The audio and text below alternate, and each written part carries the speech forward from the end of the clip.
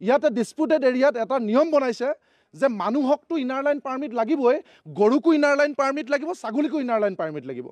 পৃথিৱীত ক'ত গৰুৱে ইনাৰ লাইন পাৰ্মিট দিব পাৰিব?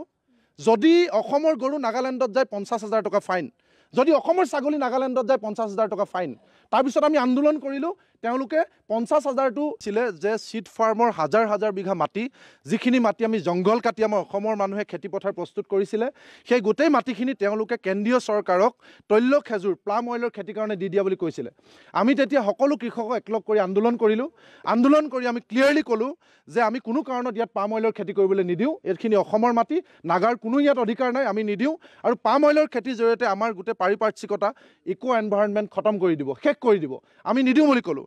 তাৰপাছত তেতিয়া কামাণ্ডাৰে আহি ক'লে CRP যে ঠিক আছে, তেওঁলোকে নিয়ম ভাঙিছে, আমি যুক্তিৰে বুজাই দিলোঁ।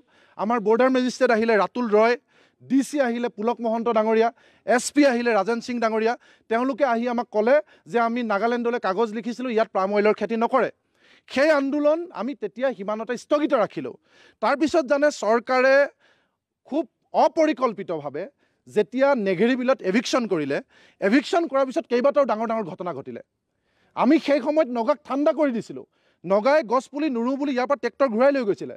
তাৰপিছত যেতিয়া এভিকশ্যন কৰিলে, এভিকশ্যনৰ পিছত কি ঘটনা ঘটিল, আমাৰ এজন দয়ালপুৰৰ কদমগুৰিৰ ল'ৰা তালৈ যাওঁতে তেওঁলোকে পিকনিক খাবলৈ যাওঁতে তেওঁলোকে কমৰত গুলিয়াই দিলে, টিকাত গুলিয়াই দিলে, আপোনালোকে দেখিছে। তাৰপিছত CRPFে তেওঁলোকক ধৰি আনিব নোৱাৰিলে, পুলিচে ধৰি আনিব নোৱাৰিলে মেৰাপানী থানালৈ। থানা কেছ ৰেজিষ্টাৰ হ'ব লাগিছিল, মেৰাপানী থানাত যেতিয়া গুলি কৰিছিলে। তাৰপিছত কেছ ৰেজিষ্টাৰ নহ'ল, তাত তেওঁলোকে এৰি দিলে। তাৰপিছত তেওঁলোকে ওৱান ছাইডেড ইয়াতে ডিসপুটেড এৰিয়াত এটা নিয়ম বনাইছে যে মানুহকটো ইনাৰ লাইন পাৰ্মিট লাগিবই, গৰুকো ইনাৰ লাইন পাৰ্মিট লাগিব, ছাগলীকো ইনাৰ লাইন পাৰ্মিট লাগিব। পৃথিৱীত ক'ত গৰুৱে ইনাৰ লাইন পাৰ্মিট দিব পাৰিব? যদি অসমৰ গৰু নাগালেণ্ডত যায় 50,000 টকা ফাইন, যদি অসমৰ ছাগলী নাগালেণ্ডত যায় 50,000 টকা ফাইন। তাৰপিছত আমি আন্দোলন কৰিলোঁ, তেওঁলোকে 50,000টো